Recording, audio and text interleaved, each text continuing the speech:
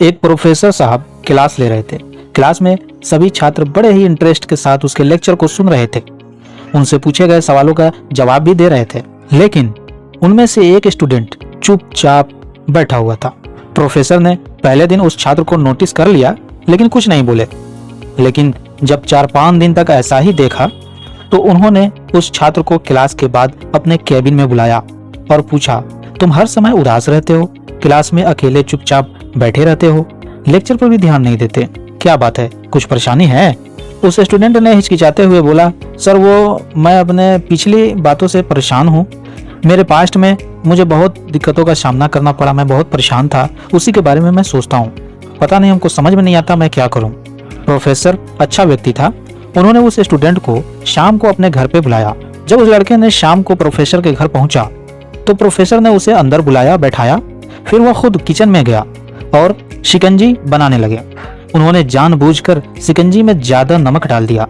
फिर किचन से बाहर आकर शिकंजी का गिलास स्टूडेंट को देकर कहा, ये लो शिकंजी पियो। लड़के ने गिलास हाथ में लेकर जैसे ही एक घूंट लिया, अधिक नमक की वजह से उनका मुंह अजीब सा बन गया।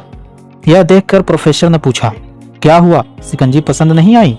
लड़के ने बोला, नहीं सर, ऐसी बात नहीं है, बस शिकंजी में नमक थोड़ा ज्यादा है।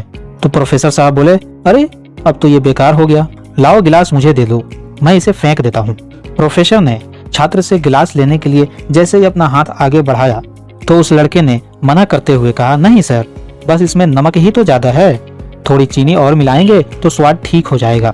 यह बात सुनकर प्रोफेसर गंभीर हो गए और बोले, सही कहा तुमने, अब इसे समझ भी जाओ, ये शिकंजी तुम्हारी जिंदगी है, इसमें घुला अधिक नमक तुम्हारे बीते हुए बुरे अनुभव हैं।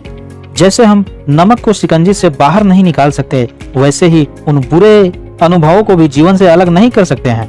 लेकिन जिस तरह हम चीनी घोलकर शिकंजी का स्वाद बदल सकते हैं, वैसे ही बुरे अनुभवों को भूलने के लिए जीवन में मिठास तो घोलना ही पड़ेगा ना। इसलिए मैं चाहता हूं कि अब तुम अपने जीवन में मिठास घोलो। अब प्रोफेसर की बात सुनकर लड़के को समझ में आ गया और उसने प्रॉमिस किया कि अब वह बीती बातों से परेशान बिल्कुल भी नहीं होगा। हम अपने जीवन में अक्सर बीती हुई बुरी यादों को याद करते हैं और दुखी होते रहते हैं। इसी तरह हम अपने प्रेजेंट पर ध्यान नहीं दे पाते हैं और कहीं ना कहीं भविष्य बिगाड़ लेते हैं। जो हो चुका है उसे सुधारा नहीं जा सकता, लेकिन कम से कम उसे भुलाया तो जा सकता है।